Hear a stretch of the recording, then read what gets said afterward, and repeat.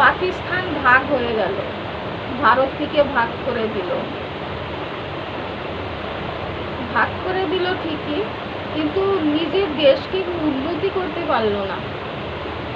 সারাক্ষণ ভারতের পিছনে লাগা, সারাক্ষণ ভারতকে গালাগালি দেওয়া, সারাক্ষণ ভারতের পিছনে ধ্বংস করা, তাজ হোটেলকে ধ্বংস করলো, এরকম বিভিন্ন বিভিন্ন জায়গায় ধ্বংস করলো।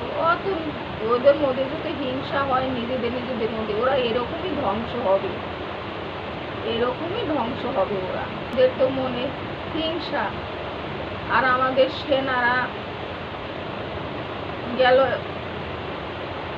অ্যাটাক করেছে ঠিকই, কিন্তু ওখানে নাগরিকের উপরে কোনো অ্যাটাক করে নাই।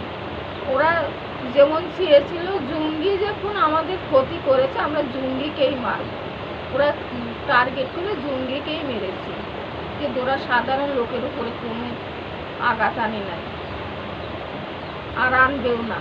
ভারত খুব বুঝে কাজ করে, খুব ঠান্ডা মাথায় কাজ করে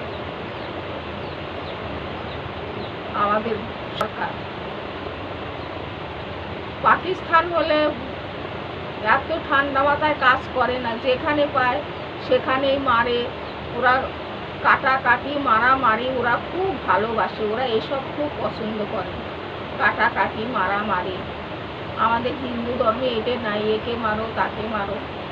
আর এখানেও গলিতে গলিতে 4টি পাকিস্তান ঢুকে আছে, তাদেরও মুখ এখন কালো হয়ে গেছে।